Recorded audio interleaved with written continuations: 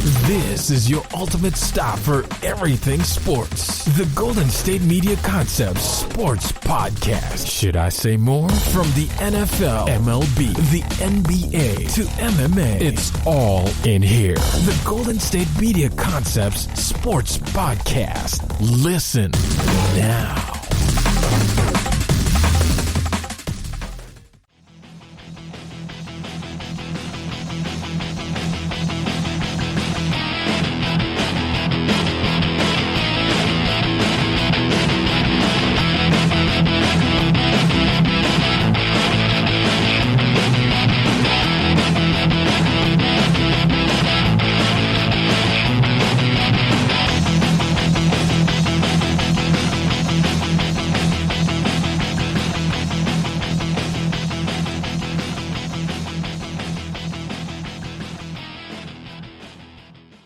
Hello, folks. Hello. Welcome to the GSMC Sports Podcast, brought to you by the GSMC Podcast Network. I am your host, Shaq Scott, and we are here for another great episode of the GSMC Sports Podcast, brought to you by the GSMC Podcast Network, your one-stop shop for all of your podcasting needs. We got you covered with entertainment, business news, basketball, MMA, anything you can need, we got you covered here on the GSMC Podcast Network. But you're here for the GSMC Sports Podcast, and like I said before, guys, welcome. My name is Shaq Scott, and we have a great show lined up for you today. It was another fun, eventful sports weekend, and it makes me extremely happy to say that every single time I open my mouth. And I think I'm happy to say it was a great sports weekend this time last year. I was not saying the same thing, so excuse my elation every single time I say it was a great sports weekend, guys. I'm happy. I'm thrilled. And welcome to the GSMC Sports Podcast. Today, we are going to cover the NCAA tournament. Of course, we got to talk about the men and women's NCAA tournament. And somebody might be eating some humble pie again, but that's neither here nor there. We then are going to get into Masters Week. It is Masters Week in the PGA world. We're going to cover that. We got you covered with the GSMC Sports Podcast. You know, we hit all sports here. We do not pick and choose what we don't cover. We're going to cover it all. So we got to cover the Masters for this upcoming week. Then we're going to go to the NBA and talk about the Golden State Warriors and some of their struggles they're having, and I'll share my personal opinions on them. And then finally, we're going to introduce a new segment to the show this week. I'm so excited to introduce a new segment. To give you guys a hint, we're going to call the segment Give Them Their Flowers. We're going to be giving them their flowers, and I'll let you know a little bit later what I mean by giving them their flowers. But for now, let's get into today's show. Thank you guys for listening, wherever you may be listening, however you may be listening. We're going to jump right in today to the NCAA tournament, and man, it's March. Well, it's not March anymore, but it was March Madness. We're now in the middle of April. We're past April Fools. And speaking of April Fools, one of us in this room, and by us I mean me, was made a fool this past weekend. And that was me, folks. Again, I have to come in here and humbly eat some humble pie. At this rate, you know, I might as well be eating the whole entire pie. I talked about last week, if this is your first time listening, how I, was served a slice of humble pie because I had Michigan Wolverines winning it all at the beginning of this tournament, and they unfortunately were knocked out. And I talked pretty bad about Gonzaga and how I didn't have any trust and faith in them to win it all. And I was made quite foolish. And I called a close game between UCLA and Michigan ended up losing to UCLA, which I couldn't be too upset about because UCLA was a very strong team. And this week, I had some more issues with UCLA. But we're going to save that. We're going to actually go to the women's side of the bracket first because I didn't just have to eat humble pie on the men's side of the bracket. On the women's side, I was doing pretty good. I was pretty set in my ways in predicting the UConn Huskies because how could you not be? I was looking at Paige Beckers, not just this tournament, but all year long, constantly seeing highlights on her on social media. And just the history of the UConn Huskies had me sold on Paige Beckers, Gino Auriemma, and the UConn Huskies. And there was no way I thought they weren't going to win it all. I thought it would be tight going down all the way through the tournament. But there was no way I didn't think they would win it all. But, boy, was I wrong. And I was wrong because since the last time we talked, we saw UConn go against Arizona. We had Stanford go against South Carolina. And out of those matchups, I'm sorry to say that the UConn Huskies were upset by the Arizona Wildcats. 69-59. Paige Beckers and UConn just couldn't get it done. And 3 beat the 1 seed. And it was a game that wasn't as close as the score entailed. You know, UConn had a couple runs here and there, but in the end, Arizona was just too strong. And Ari McDonald, she managed to put the work to Paige Beckers and the UConn Huskies. And it pained me to say, but I had to eat that humble pie. My Huskies got knocked out. They didn't look like the team that I thought they would be playing against Arizona, and I highly doubted Arizona and Ari McDonald and didn't expect them to win the game, but I was proven wrong. And then on the other side of the bracket, Stanford and South Carolina, now that was a close matchup. That one went literally down to the wire, the 1 versus the 1 seed. Stanford Cardinals, you know, they came into the game having just come off of a pretty big victory in their last matchup against Missouri State. Against Louisville, in which they beat Louisville by 15 points, and then have to face South Carolina, who's coming off of a pretty convincing win over Georgia Tech. And I thought it would be pretty much a blowout. I thought South Carolina honestly would have handled Stanford in that one because they look really, really good versus Georgia Tech. But South Carolina played their butts off and literally played to the last second, and they managed to lose the game 66-65 on a last-second layup missed attempt and a tip-in. And I must say, like, it brought back all the emotions for March Madness for me because literally the second the basket didn't go in, the tip-in by the South Carolina forward, she missed as well, and tears just started to fall for all the South Carolina players. You saw the elation on the side of the Stanford Cardinals, and then the tears from the South Carolina Gamecock women, and it brought back such emotion for me. You know, I miss being able to see March Madness and the feelings that it brought for both the men and women's, and it just was great to see. And then on top of that, we saw the Stanford Cardinal women go over to the South Carolina team who were head down, crying, very tearful, a tough way to lose, and give them hugs and uplift them. And I'm not always a person that's like a part of this sportsmanship culture, and it's like, oh, make sure you go and shake hands, and I just love the idea of like competitiveness. But it was great, I must admit, to see these women uplift each other. And so following that matchup, the Stanford Cardinal had to see the Arizona Wildcats in the NCAA Women's Championship, and boy, was it a game. Was it a game? So I had to get over the idea of, okay, I'm not going to see my UConn Huskies, and I say mine, they're not my personal team, but just my favorite early on in the tournament to win it all, not in the championship, and had to live with the fact that the Stanford Cardinal facing the Arizona Wildcats. And it was a battle, folks. It was a great game, a game that I watched from beginning to end, and shout out to ESPN for putting on a great broadcast, and Ryan Rucco and Rebecca Lobo on the call, and it was a great game from beginning to end. And the game came down to the wire, folks, and we saw Ari McDonald have to face the Stanford Cardinal team, and boy, was it a hard-fought game. And I will say, coming into the game, I thought Ari McDonald was going to have her way with the Wildcats, but that definitely wasn't the case. The Wildcats made it very difficult. The Cardinal made it very difficult for Ari McDonald to get any shots, period. They came in, and you could clearly see their game plan was, we're going to crowd the paint, and we're going to make her shoot from the outside. And if she beats us from the outside, so be it.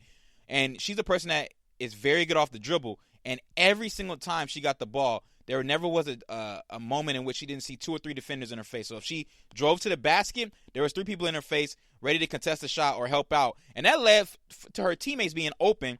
And there were moments in the game where they were hitting down the shots, but they always weren't there for her to aid her and hit down those wide open jumpers. So that ended up hurting the Cardinals in the end. Hurting the Wildcats in the end. But the Wildcats still had a chance. They still had a chance to win the game. And it came down to Ari McDonald, who, in all honesty, was double-teamed on his last-second heave she took from the three-point line. And it still almost went in, but it clanked off, and she ended up losing the game. She ended up missing the shot, losing the game, and losing the national championship in a heartbreaking fashion to the Stanford Cardinals. And speaking of the Stanford Cardinals, we got to give them a shout-out because on the other end of this, Haley Jones was an absolute stud for the Stanford Cardinals. And for those of you not familiar with Haley Jones, she is a forward for the Stanford Cardinal, and she went off. Like, to put it bluntly, flat out went off in the Stanford win. And she had a performance that, and quite honestly, everybody was coming in thinking she was going to be overshadowed by Ari McDonald, and we all assumed that Ari McDonald would be the name that we talked about at the end of the game, and it kind of was. She came away with 22 points, which was not bad, but Haley Jones was a baller, and she's a sophomore. For those of you not familiar, she was the number 1 recruit in the class of 2019, had a knee injury that messed up her freshman year, so this is her first year kind of like being able to give it all on the court, and you could tell that she had been chomping at the bit to wait for this opportunity, and she did not disappoint. She shot 67.8% from the field. 67.8% from the field. Most Outstanding Player award was not hers in the end. It was ended up given to Ari McDonald, but one could argue that she had a pretty good game nonetheless. She may not have had the best tournament, but she had a game that ended up rivaling Ari McDonald, and in the end being the thing that set them over the top. So shout out to the Stanford Cardinals for coming out victorious. And I also want to point out the fact that it had been over 29 years since the Stanford Cardinals had been to the national championship and won a national championship. 19 years. I'm sorry, 29. I keep saying 19. 29 years. Over 29 years since they've been to the national championship. And their head coach was also the head coach back in 1992 at the time they last went to the national championship. So shout out to the Stanford Cardinals for getting it done and pulling out the victory over the Arizona Wildcats. Shout out to you ladies and holding it down. First championship since 1992. And overall, let's just shout out the NCAA Women's Tournament.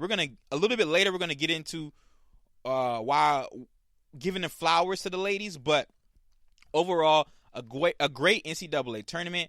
I was very, very pleased. The product was great from start to finish. Adia Barnes, the Arizona Cardinals women's head coach, made great use of her platform. She was speaking of being representative of moms. She recently had a child. There was mention of the fact that she was breastfeeding her child during halftime of the championship game of a living legend, a superwoman. Literally, she's a black woman, and made mention of the fact that I'm a black woman, I'm a black mom, I have a platform here, I'm representative for a lot of different groups, and I'm proud of that. So we may not have won the championship, but we won life in the long run. And I can't agree more. I can't agree anymore. So Ari McDonald, all of the Arizona Wildcats, hold your heads high. Stanford Cardinals, congratulations to you. Haley Jones, what a performance. And overall NCAA Women's Tournament, thank you. Thank you for sports. Thank you for a great tournament. Thank you for a great March Madness. What a way to end off the season for the NCAA Women's Tournament. Now, we got to go over to the men's side, and we got to talk about the men's NCAA tournament. So, when we last spoke, the Michigan Wolverines had gotten upset by the UCLA Bruins. Gonzaga was about to face off in their matchup, and we were all waiting for this opportunity. And Gonzaga was about to take on UCLA, and we had the other side of the bracket in which we saw the Baylor Bears about to take on the Houston Cougars. And I knew Baylor was going to win that matchup, but on the other side, I had Gonzaga and UCLA, and I still was not set on the fact of Gonzaga pulling off the victory. And I called for UCLA upsetting Gonzaga, and I called for a UCLA Baylor national championship is what I expected. And at the time of this recording, the national championship for the men's has not been played. It will be played later on this evening at the time of this recording. So the next time you hear my voice, will be after post this episode, we'll be talking about the results of it. But I had called UCLA beating Gonzaga. And before we get into that matchup, let's talk about Baylor and Houston. The 1 versus the 2, that game was not close at all. Davion Mitchell, I called him the Donovan Mitchell clone last weekend. And if you got to watch this past game, you saw exactly what I meant. The Baylor Bears are a very, very good team, and they whooped up on Houston, and it was not close at all. They beat Houston 78-59, moving on to the national championship, which we all expected to happen. And by all, I mean myself. So now let's focus on this Gonzaga-UCLA matchup, folks. Gonzaga-UCLA. Coming into this game, I, a person who's not sold on Gonzaga's still undefeated. I have no reason not to be sold on them, but yet in my heart of hearts, I could not pick the Gonzaga Bulldogs. I could not do it. And I called for the upset. So going into the game, the more we got closer to the matchup, I was like, I'm kind of feeling good about this matchup. I actually think they could pull it off. I actually think the UCLA Bruins can pull it off. Mick Cronin and the UCLA Bruins can pull it off. And I was wrong. Folks. Unfortunately, had to eat that humble pie. The Gonzaga Bulldogs managed to beat the UCLA Bruins. But if you did not watch this game, if you somehow missed possibly the best game of the NCAA tournament and possibly the best game of the NCAA tournament in the past couple of years, you missed a nail biter. So the final score was 93-90. UCLA ended up falling short at the very end to Gonzaga. And you may be saying 93-90, that's a close game. And the game ended up going to overtime. And to beat UCLA, Gonzaga had to take all of UCLA's best shots. And that they did. This is a game that it didn't lack in the atmosphere. We have limited capacity in the arena. So a lot of times I come into the games and I'm worried that it won't feel the same for a product watching it from the outside. And boy, was I wrong. Watching every single moment of that game, it felt like March Madness all over again. It felt like it. I could feel the atmosphere. And the players felt like it. We had limited capacity fans, a bunch of cardboard cutout fans, but you couldn't tell. You honestly could not tell. This game was a tightly contested game. And UCLA played their butts off the whole entire game. But in the end, Gonzaga pulled it off. Johnny Juzang ended up putting up a 29-point performance for UCLA. He gave it his all, left it all on the court. 29 points. Johnny Juzang, shout out to you, young man. Shout out to you. You left it all on the floor. And in the waning moments of overtime, Johnny Juzang ended up shooting a layup, missing it, getting his own rebound, putting it up off the backboard, tying the game at 90-90. So the crowd's going wild. The crowd's going insane. So it's about 4 seconds left. That's on the clock. And I'm thinking, okay, Gonzaga may call a timeout here. They don't. They inbound the ball to Jalen Suggs, who drives up the court in 4 seconds. And, folks, he pulls up from about 30 feet out. And I promise you, the second he pulled up, I thought, oh, that's going in. That's going in. My mouth started watering. I could taste the humble pie. I knew the second he rose up, the shot was going in. And in did it go, off the backboard. No time left on the clock. Gonzaga Bulldogs pull off the victory in overtime, going on to the national championship, beating the UCLA Bruins. And once again, Shaq Scott being wrong. And I must admit, I can't be too mad about this. I can't be too mad about being wrong in this fashion. Gonzaga gave it their all. Jalen Suggs, who I'll call an NBA prospect here, a future NBA prospect, and I truly believe that. And if you tune into the GSMC basketball podcast, you'll hear us as we get closer to the NBA draft break down the mock drafts. And if he does end up coming out, most likely it's going to be a draft prospect. Rose up in a big-time moment. And big-time players, and in big-time moments, big-time players make big plays. And that's exactly what Jalen Suggs did. Rose up, hit the jump shot, and we can't be too mad at that. We honestly can't be too mad at that. Shout out to Jalen Suggs. Shout out to the Gonzaga Bulldogs. So where does that leave us, you may be asking yourself? Where does that leave us besides Shaq gaining 25 pounds by the end of this tournament with all the humble pie I'm eating? Well, I'll answer you. Where it leaves us is NCAA championship matchup between the Gonzaga Bulldogs and the Baylor Bears. And we got you covered here on the GSMC Sports Podcast with a quick little head-to-head preview of the national championship. So, by the time this podcast comes out, the national championship game would have came out, but we're going to review a tail of the tape. We're going to preview like this is a boxing matchup. So, we'll go head-to-head matchup right now. So, we got the Gonzaga Bulldogs coming in at 31-0 and the Baylor Bears coming in at 27-2. Gonzaga averages about 8 3-pointers per game. Baylor Bears is killing it behind the three-point lines, about 10 three-pointers per game. Gonzaga Bulldogs, on the other hand, average about 92 points a game. The Baylor Bears average about 83 points a game.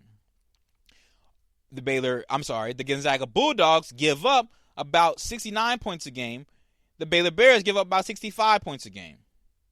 The Baylor Bears give up less turnovers a game than the Gonzaga Bulldogs, giving up around 11.6, and then Gonzaga giving up around 12. So pretty, it's a push there, pretty much the same. The leading scorer for the Gonzaga Bulldogs being Time, and the leading scorers for the Baylor Bears not being Davion Mitchell, but actually Butler with 16.6 points per game. And the odds, as of literally today, Vegas has the Baylor Bears being a 4.5-point underdog. So, what say you and what say me? who do we pick here? And if I were to pause and give you guys a couple of seconds to guess who I'm going to pick here, you're almost certain to guess it. Folks, I'm going with the Baylor Bears. I'm sorry. I can't do it. And yes, Gonzaga keeps proving me wrong. But I don't think we're going to have our first undefeated national champion in a very long time with the Gonzaga Bulldogs, because I do believe that the Baylor Bears are going to knock off the Gonzaga Bulldogs. 4.5-point spread for the Gonzaga Bulldogs to win is a very close spread. So Vegas is telling you already it's going to be a close game. I'm telling you there's no way. I'm not going to say there's no way, but I don't see a path to Gonzaga beating the Baylor Bears. The Baylor Bears are on a tear right now, as are the Gonzaga Bulldogs, you may be saying. But the difference is the three-point shooting.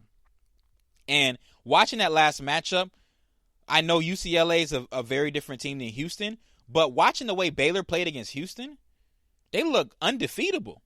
They look flat out undefeatable. And UCLA gave Gonzaga all they can handle, and quite honestly should have won that game. They should have won that game. There was a couple of questionable calls late that I didn't mention a little bit earlier, but UCLA still had a chance to win, and if not for a very courageous and great shot, some may call it lucky, but great shot by Jalen Suggs, we will be talking about a UCLA-Baylor matchup here. So for that reason, I'm going with the Baylor Bears to win it all and to be the national champions. So, with that, all that being said, what say you? What do you believe, folks? Let us know in the comments. Let us know on social media. You know how to get at us. You know how to interact with us. Please make sure to follow, like, and subscribe to the podcast. Leave a comment. Let me know what you think. And if you want to get on here and tell me, na boo boo, you lost. Yeah, that could be the case, but I don't see it happening. I don't see me losing and see the Baylor Bears losing, and I see the Gonzaga Bulldogs losing to the Baylor Bears. And I'm going to call a final score 85-80. 85-80, Baylor Bears beating the Gonzaga Bulldogs, being crowned the 2021 NCAA Men's National Champions. Book it, mark it down. What say you? That's what Shaq Scott says. And that's all we got to say about the NCAA tournament. And either way, you know what, folks, like I thank the NCAA women's, I got to thank the NCAA men's, and thank the NCAA tournament as a whole. You know, it's been a great year for us to have March Madness. In spite of the coronavirus pandemic, with the protocols put in place, we still were able to get a great product, and I'm very appreciative of that. And it does not go without saying. So thank you, NCAA, men and women's, for a great tournament. Now, we're going to take a quick break, a quick pause for the cause. On the other side of this break, we're going to get into Masters Week, talk about the PGA tournament, upcoming Masters competition this upcoming week.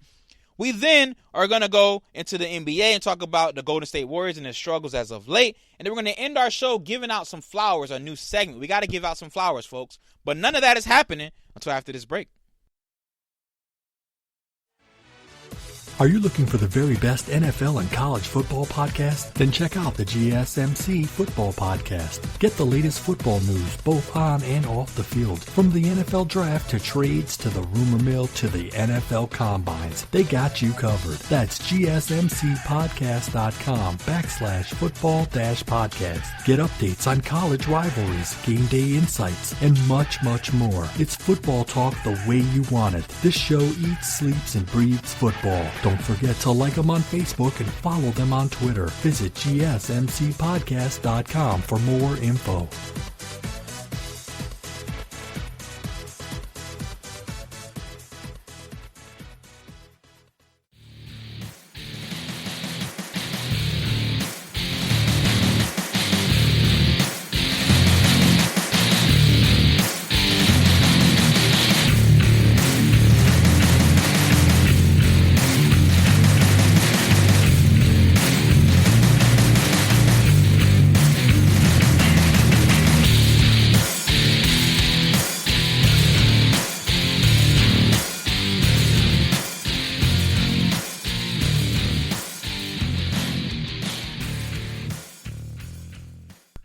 Welcome back, folks. Welcome back to the GSMC Sports Podcast.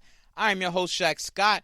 And if you're just now joining us thus far, we have talked about the NCAA men and women's NCAA tournament. We talked about how the NCAA women's tournament ended up being the Stanford Cardinal as the eventual victor. Shouted out the ladies for winning and taking it all. Talked about me having to eat humble pie again, yada, yada, yada. And we also previewed our NCAA men's matchup with the Gonzaga Bulldogs facing off against the Baylor Bears. I gave you my prediction as to who I thought would win it all. And now we're going to jump right into the world of golf. Golf. And for those of you that may be saying, why are we talking about golf? You know, what relevant event could be happening in the golf world? And I would say, shut up. What are you talking about? This is one of the most favorite times of the year for golf fans. And if you aren't a golf fan, I'm sorry to tell you, I am one. I enjoy watching golf. And you should too, because especially this week, because it's Masters Week. Arguably the biggest golf tournament in all of the PGA Tour. You know, the fight for it all, Augusta, Georgia, the green jacket, the foliage, the trees, the memories, the Tom Rinaldi. Oh, wait, actually, no Tom Rinaldi this year for ESPN. As we all know, he moved on from ESPN. He's now with Fox, I believe. I believe he's taking care of the Fox coverage. But we got Michael Eaves taking over for Tom Rinaldi for ESPN. Shout out to Michael Eaves, representation. So we got the Masters tournament coming up. And you may be also thinking to yourself, didn't we just have the Masters? And yes, we did. We did just have the Masters because since last year halted last year's Masters tournament, 2020 wiped out a lot of sporting events. Golf was not included in that. They ended up losing out on the Masters tournament last year. And we lost out on a Masters tournament in 2020, so we ended up having two Masters tournament back-to-back. We got a Masters at the very tail end of last year in November, and then to make up for that, we got this year's Masters tournament happening already all over again in April. So what that means for us, more golf. And before we get into this year's Masters tournament, let's talk about the one that just passed in November, so technically last year's Masters tournament. And Dustin Johnson was the winner of that tournament. And Dustin Johnson now is looking to repeat, and if we're looking at the stats on it, he's the early favorite to win it all this year. And I can't say that I might necessarily disagree. Actually, before I get into why I may disagree on that, I will say he's not a bad pick to win it all this year. And if we're looking at the sport books, he's a 9-1 favorite to win it all this year, which it's not that bad, but he's not my personal favorite. But before we get into that, let's go over Dustin Johnson and a little bit of his accomplishments and what he did last year. So he, quote unquote, actually, I'll pull up I have a Yahoo Sports article here in which it talks about Dustin Johnson and him coming off of his last Masters victory. And I have some very interesting quotes here in this article. Let me pull up for you right here. All right, so and this is from ESPN's Scott Van Pelt. He was quoted as saying, I don't think, and this is in reference to his ability to tune out the hype and focus that's around him because of him being a previous champion and not even that long ago, past November. How will he react and respond to that? And ESPN Scott Van Pelt was quoted as saying, "I don't think any of that touches him." When asked whether the short turnaround will help or hurt the man better known simply as DJ, I don't think it's good or bad. He's got the ability on tour to look out the windshield and not in a rearview mirror. And then World Golf Hall of Famer Curtis Strange, who's also an analyst in the golf world, agreed. And he says, there's not much that bothers him. As I walked talking to Butch Harmon yesterday, he said, he hasn't played great the last 3 times out. No worries at all, he said with a laugh. And after winning the Saudi International in February, Dustin Johnson, he tied for 8th place in the Genesis Open, and he tied for 54th in the Mexico Championship and tied for 48th at the Players. So he hasn't had the best year thus far, but he is the one who's the most familiar with this course, having won it not even 6 months ago. So that has to play to his advantage, and I would argue that in his case for sure. But I mentioned a little bit before who I got as my early favorite. And as we look at a list of some of the early favorites here, if we pull up a list here of the Masters favorites this year. Actually, before I even get into the favorites, let's talk about a name that is being floated around as a person who actually just won a PGA tournament this past weekend. So the Valero Texas Open happened this past weekend, and Jordan Spieth got his first PGA Tour win since 2017. And you may be saying, Jordan Spieth, I haven't heard that name in a while. Yes, Jordan Spieth, the Under Armour athlete. Remember Under Armour was all in on Jordan Spieth when he had a hot start to his PGA career. The name Jordan Spieth was synonymous with Under Armour along with The Rock and Stephen Curry.